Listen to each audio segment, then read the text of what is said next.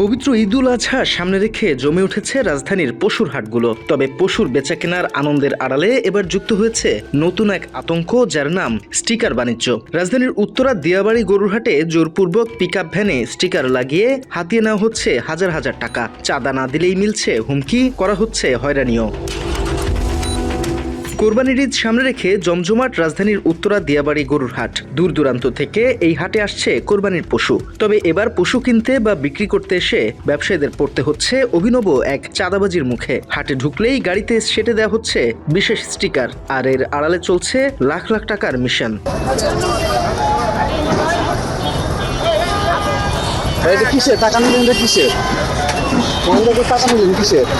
অভিযোগ উঠেছে হাটের প্রবেশ মুখেই প্রতিটি পিকআপ ভ্যানে জোরপূর্বক স্টিকার লাগিয়ে দাবি করা হচ্ছে ৫,০০০ টাকা। কোনো চালক এই টাকা দিতে অস্বীকৃতি জানালে মুহূর্তেই তেড়ে আসছে সিন্ডিকেটের সদস্যরা। চাঁদা না দিতে চাইলে মিলছে হুমকি।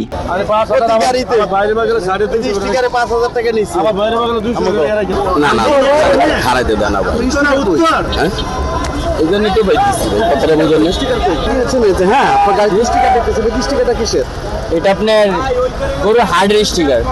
স্টিকারটা নিয়েছিলাম এই জায়গায় হাটে টিপ মারার জন্য। আমরা কে দিয়েছিল এটা?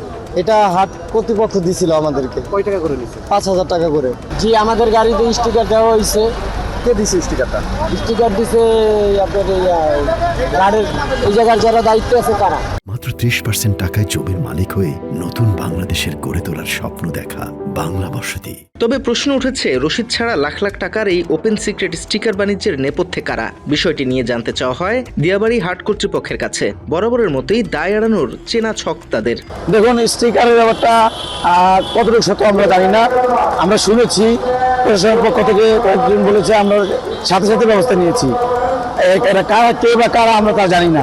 আমাদের হাট কর্তৃপক্ষ থেকে স্পষ্ট বার্তা হচ্ছে, কারো কাছ থেকে কোনো ১০ টাকা চাঁদা নেওয়া যাবে না। পবিত্র উৎসবকে কেন্দ্র করে গড়ে ওঠা যে কোনো চক্রের দৌরাত্ম্য থামাতে আইন শৃঙ্খলা বাহিনীর কঠোর নজরদারি রয়েছে বলে জানায় র‍্যাব ১-এর দায়িত্বরত কর্মকর্তা। এটা অথবা দুই একটা বিচ্ছিন্ন ঘটনা, তো আমরা এটা তদন্ত করে দেখছি। যদি আমরা এরকম পাই, আমাদের পেট্রোল রাস্তায় আছে, বিভিন্ন চোক পয়েন্টে আছে, যদি এরকম কোনো গ্রুপকে পাই, আমার সাথে সাথে তাদের বিরুদ্ধে আইনি ব্যবস্থা নেব। ভোগান্তি মুক্ত ও নিরাপদ কোরবানির হাটের স্বপ্ন দেখছে সাধারণ মানুষ।